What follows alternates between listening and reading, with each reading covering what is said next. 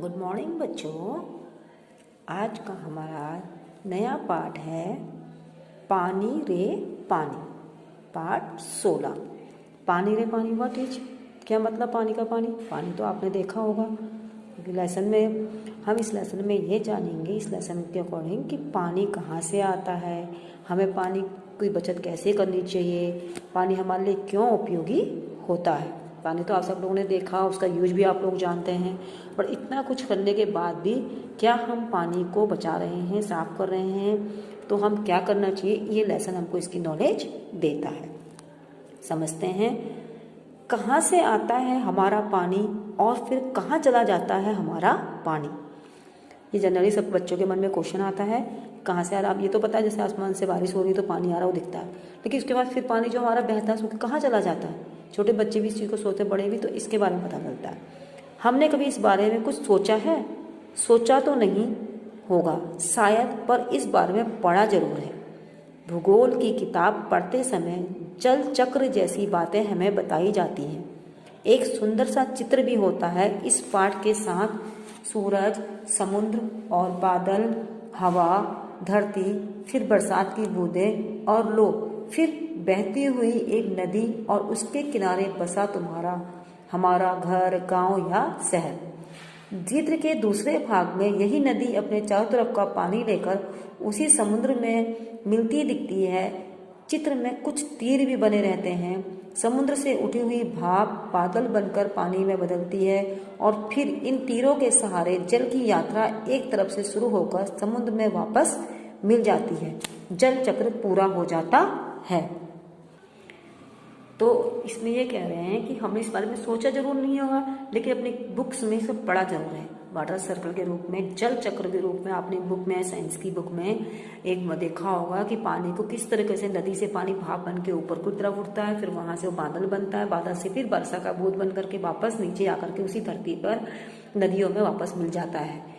तो ये water circle होता है कि पानी कैसे सर्कुलर करता रहता है, ये आपने जरूर देखा होगा। और हमारे आसपास कई नदियां रहती हैं जिसके किनारे हमारे घर बसे हैं, गांव बसे हैं, शहर बसे हुए हैं।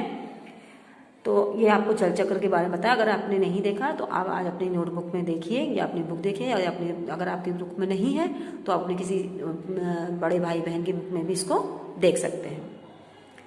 यह तो हुई जल चक्र की किताबी बात, पर अब तो हम सबके घरों में, स्कूल में, माता पिता के दफ्तरों में, कारखानों में और खेतों में पानी का कुछ अजीब सा चक्कर सामने आने लगा है। ये तो किताबी बात हो गई कि पानी का सर्कुलर ऐसे चलता है, लेकिन अब ये कह रहे हैं कि सच्चाई क्या है। अब हम देखते हैं सच्चाई क्या। हमारे आसपास जो पानी घरों में, नलों में, सब जगह आ रहा है, ये क्या सच्चाई है। नलों में पूरे समय पानी नहीं आता। नल खोलो तो उससे पानी के बदले सू सू की आवाज आने लगती है। पानी आता भी है तो बेवक्त होता है, जिसका कोई टाइम नहीं है। भले ही आपको ये प्रॉब्लम फेस ना करनी पड़ी इस इलाके में, लेकिन बड़े बड़े शहरों में, कुछ भी दूर नहीं, हम यहीं हल्द्वानी शहर में आप आए दिन अखबारों में पढ़ते होंगे कि पानी की बहुत परेशानी हो रही है। जिस तरीके से हमारी जनसंख्या बढ़ रही है, हमारी लोगों के घर बन रहे हैं और हमको नल का कनेक्शन देना, उसी तरीके से हमारे पानी की जो खपत है वो ज़्यादा हो रही है, लेकिन पानी कम मिल रहा है। तो वो कह रहा है कि पानी की अब कंडीशन ऐसी हो गई है कि नल खोलते समय 24 घंटे जहाँ पानी मिलता था वो पानी नहीं मिलता है, केवल हवा निकलती है, आवाज आती है कि पानी नहीं है। कभी तो देर रात को, कभी भोर सवेरे, और पानी का कोई टाइम नहीं है। कभी बहुत जल्दी आ जाता है सुबह सुबह और कभी रात को आता बहुत ज़्यादा। मीठी नींद छोड़कर घर भर की बाल्टियां, बर्तन और घड़े भरते फिरो। पानी को लेकर कभी कभी कहीं कहीं आपस में तू तू मैं भी होने लगती है। आजकल पानी की कंडीशन ऐसी हो गई है कि कई जगहों पर लड़ाई झगड़ा भी हो जाता है। पानी बंद है, टैंकर आता है, उसमें लोग झगड़ा करने लगते हैं। नलों में पानी की लाइन लगाते, वहां झगड़ा होने लगता है। रोज रोज के इन झगड़ों टंटों से बचने के लिए कई घरों में लोग नलों के पाइप में मोटर लगवा लेते हैं, जिससे कई घरों का पानी खिंचकर एक ही घर में आ जाता है। यह तो अपने आसपास का हक छीनने जैसा काम है, लेकिन मजबूरी मानकर इस काम को मोहल्ले में कोई एक घर में बैठे, तो ये कह रहे हैं कि लड़ाई झगड़ा हो रहा है, इससे बचने के लिए लोग अपने घरों में मोटर लगवा लेते हैं। अब मोटर तो लगाई जाती है, सुविधा के लिए लगा रहे लोग, लेकिन इससे क्या होता है, जिसके घर में मोटर नहीं है उसका पानी भी दूसरों के घर में चला जाता है। ये कह रहे हैं ये तो किसी का हक छीनने जैसी बात इसलिए कहा गया है क्योंकि पानी ऐसी चीज है जिस पर सबका अधिकार होता है। लेकिन मोटर लगवाने से किसी दूसरे घर का पानी, जिसके घर में मोटर नहीं है, मोटर उस पावर को अपनी तरफ खींच के उस पानी को भी जिसके घर में मोटर है वहां पे दे देती है। लेकिन फिर भी इसको मजबूरी मानकर और मोहल्ले में कोई एक घर करे, अगर मजबूरी में एक घर कर बैठे तो फिर कोई और कई घर यही करने लगते हैं और पानी की कमी और बढ़ जाती है। तो देखा देखी एक घर वाले ने मोटर लगाई, दूसरे घर में दिक्कत हुई तो उसने कहा इसने लगा ली तो मैं भी लगा लेता हूँ। ऐसे ऐसे करके सब अपने अपने घरों में मोटर लगाते हैं और पानी की परेशानी दिन पर दिन बढ़ती जाती है। शहरों में तो अब कई चीज़ों की तरफ पानी भी बिकने लगा है। यह कभी गांव शहरों में ही नहीं बल्कि हमारे प्रदेशों की राजधानियों में और दिल्ली, मुंबई, कोलकाता, चेन्नई और बंगलोर जैसे बड़े शहरों में भी लोगों को भयानक कष्ट में डाल देती है। देश के कई हिस्सों में तो अकाल जैसी हालात बन जाती है। यह तो हुई गर्मी के मौसम की बात करें कि पानी की कमी इतनी परेशानी होगी कि बड़े बड़े शहरों के साथ साथ हमारे गांव मोहल्ले सब जगह ये दिक्कत सामने आने लगी है और ये इतनी बढ़ गई है कि कहीं कहीं पर तो गर्मियों के मौसम में अकाल की परिस्थिति, सूखा पड़ जाना जिसको कहते हैं, अकाल, पानी ना होना, बारिश ना आना, उससे जो स्थिति बन जाती है वो परिस्थिति होती है। ये तो हो गई कह रहे गर्मी के मौसम की बात। लेकिन बरसात के मौसम में क्या होता है, लो सब तरफ पानी ही बहने लगता है। हमारे तुम्हारे घर, स्कूल, सड़कों, रेल की पटरियों पर पानी भर जाता है। देश के कई भाग बाढ़ में डूब जाते हैं। यह बाढ़ ना तो गांव को छोड़ती और ना मुंबई जैसे बड़े शहरों को। कुछ दिनों के लिए सब कुछ थम जाता है, सब कुछ बह जाता है।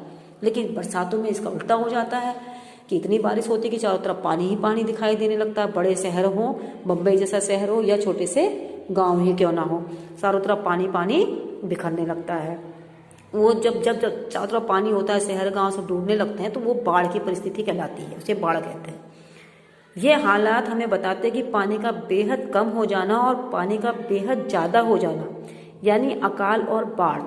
जब पानी बिल्कुल नहीं है, कम हो गया तो अकाल, और बहुत ज़्यादा, हद से ज़्यादा हो गया तो बाढ़। एक ही सिक्के के दो पहलू हैं। यदि हम इन दोनों को ठीक तरह से समझ सकें और संभाल लें तो हम कई समस्याओं से छुटकारा मिल सकता है। ठीक है, तो कह रहे हैं कि ये जो है हमारी जिंदगी का एक हिस्सा बन गया, इसको हमें समझना बहुत जरूरी है और संभलना भी जरूरी है। अगर समय रहते हम संभल लेंगे, नहीं तो हमें बहुत परेशानी का सामना करना पड़ेगा। चलो थोड़ी देर के लिए हम सब पानी के इस चक्कर को भूल जाएं और याद करें अपनी गुल्लक को। गुल्लक तो आप सब जानते हैं, पॉकेट मनी इसमें डालते हो आप अपनी।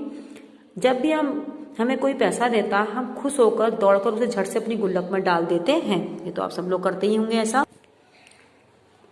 हमारी यह धरती भी इसी तरह की खूब बड़ी गुल्लक है।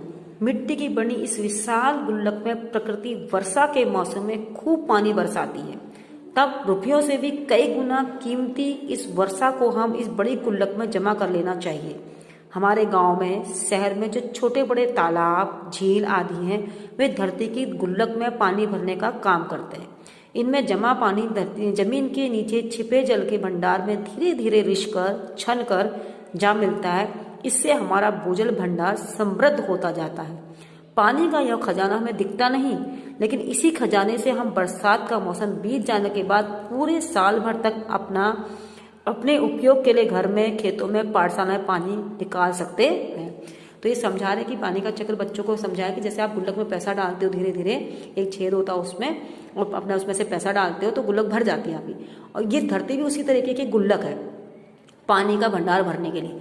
अब इस गुल्लक में आप पानी कैसे भरोगे, तो कह रहे जब बरसात आती है बहुत ज़्यादा, तो हमारे जो नदी, तालाब हैं, छोटे छोटे तालाब हैं, झीलें हैं, ये जो है उस गुल्लक का मुंह है जिससे आप पैसे डालते हो। वैसे इस मुंह के माध्यम से हमारी इतनी विशाल, इतनी बड़ी जो मिट्टी की गुल्लक हमारी धरती है, उसमें पानी भरने का काम होता है।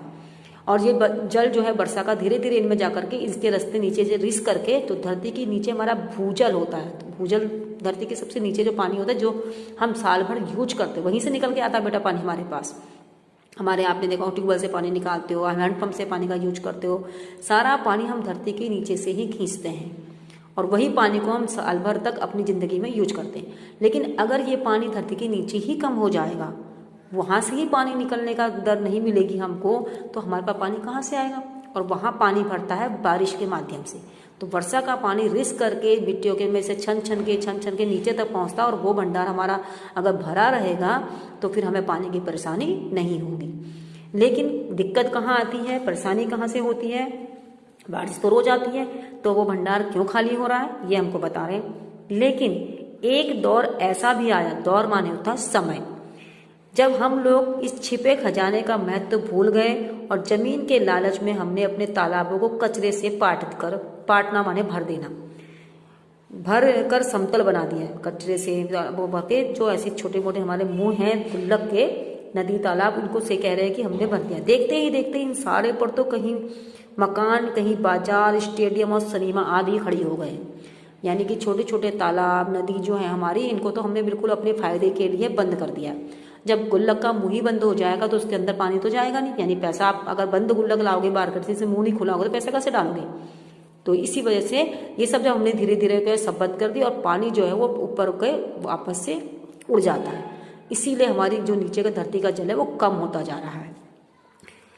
इस बड़ी गलती की सजा अब हमको मिल रही है। गर्मियों के दिनों में हमारे नल सूख जाते हैं और बरसात के दिनों में हमारी बस्तियां डूबने लगती हैं। इसीलिए यदि हमें अकाल और बाढ़ से बचना है तो अपने आसपास के जल स्रोतों को, तालाबों को और नदियों आदि की रखवाली अच्छे ढंग से करनी पड़ेगी। जल चक्र हम ठीक से समझे। जब बरसात हो तो उसे थाम ले मतलब संभाल लो उस पानी को। और कैसे संभालेंगे यही बताते हैं। अपना भूजल भंडार सुरक्षित रखें, उसे थाम लें, उसे बचा के अपने भूजल यानी अंदर की जो धरती के नीचे का जल है उसको हम सुरक्षित रखें, उसे बढ़ाएं। अपने गुल्लक भरते रहें, तभी हमें जरूरत के समय पानी की कोई कमी नहीं आएगी। यदि हमने जल चक्र का ठीक उपयोग नहीं किया तो पानी के चक्कर में फंसते चले जाएंगे। अनुपम मिश्रा द्वारा ये कहानी लिखी गई है। तो बहुत इंपॉर्टेंट लेसन है बेटा समझदारी के लिए कि पानी की बचत हमें किस तरीके से करनी चाहिए। और ये कहते हैं कि बरसात तो अभी भी आती है लेकिन पानी कहाँ जाता, क्योंकि हमने सब सीमेंटेड बना दिया। तो जो पानी को है वो धीरे धीरे जो है वो सूख जाता है और वापस हवा में उड़ता है और इतना उड़ जाता है कि वो भाप बन के ऊपर जाके बादल का रूप भी नहीं ले पाता और धरती के नीचे तो जाता नहीं, क्योंकि मिट्टी नहीं है जो उसको सोख सके, पानी को सोख नहीं सकती।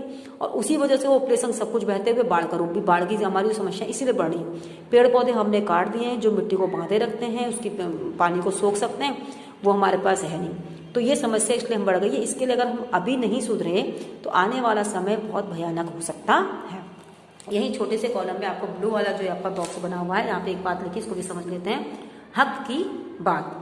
आज़ादी के समय मतलब आज़ादी जब को आपने बताया कि हम आज़ाद है, पिछले 60 वर्षों में दिल्ली में पानी की औसत मांग या खपत लगभग 3 गुना बढ़ गई है। मतलब कह रहे कि आज़ादी के समय जितनी वहाँ आज़ादी के समय वहाँ पर मांग थी, पानी की जितनी ज़रूरत थी, आज उससे करीबन ये खपत और जो है 3 गुना बढ़ गई। यानी उस समय अगर 5 लोगों को पानी मिलने की आराम से मिलता था तो वो अब वहाँ पे लोग 15 हो चुके हैं, लेकिन पानी उतना ही मिल रहा है। पर झुग्गी बस्तियों को अभी भी औसत खपत का 30% पानी ही मिल पाता है। यानी कि लोग बढ़ गए, सब कुछ बढ़ गया, सब कुछ हो गया, लेकिन पानी उतना ही मिल रहा है जितना 60 साल पहले मिलता था। उसमें थोड़ा बहुत 19-20 बढ़ोतरी हुई है। यानी जितनी मांग है उतनी हमको वहाँ नहीं। और वहाँ पे उस समय 1500 लोग थे, 1500 लोगों को पानी आसानी से मिल रहा था। तो आज वहाँ पर उसके डबल 4500 लोग हो चुके हैं, डबल टिबल लोग हो गए, 50,000 60,000 लोग हो चुके हैं। लेकिन पानी की मात्रा 15 से 20,000 के आसपास पहुंची है और उतने में ही उतने लोगों को गुजारा करना पड़ रहा। जब जरूरत के हिसाब से लोगों को पानी नहीं मिलता तो उनके हक छीनते हैं, अधिकार छीन जाते हैं, कहने का मतलब है। हमारे समाज में जरूरत से जुड़े और कौन कौन से मुद्दे हैं जहां बराबरी का बंटवारा नहीं दिखाई देता और कई लोगों का हिस्सा छीन कर कुछ लोगों को दे दिया जाता है। कक्षा में और घर में बड़ों के साथ चर्चा करो। तो ये तो हो गई पानी की बात। इसके अलावा भी कह रहे हैं कि ऐसे बहुत से मुद्दे हमारे समाज में हैं जो जिसका हक है उसे ना मिल करके औरों को मिल जाते हैं। पानी के संग भी ऐसे होता है बेटा, क्या होता है कि जो आजकल हमारे समाज में, हमारे देश में जो चल रहा है कि सेठ अगर लोग हैं, पैसे वाले लोग हैं, खूब रुतबा है उनका, तो उनको तो पूरी सुविधा दे देते हैं। गाँव को पानी काट के भी उनकी तरफ को दे दिया जाता है और गांव के लोग प्यासे मरने लगते हैं। तो ऐसी बिजली के साथ भी होता है, पढ़ाई लिखाई में भी ये समस्या बहुत हो रही है गरीबों के संग और अमीरों के संग। तो ये जो हमारे सामाजिक मुद्दे हैं ये बहुत ही खतरनाक हो रहे हैं, इस पर हमको ध्यान देना होगा। इसीलिए कहा इस लेसन में आपको पानी की समस्या से अवगत करा गया है। आप आगे का लेसन हम समझिए, इसको ध्यान से सुनिए, समझिए और कोशिश करें कि अपनी तरफ से आप पानी की बचत किस तरीके से कर सकते हैं। धन्यवाद।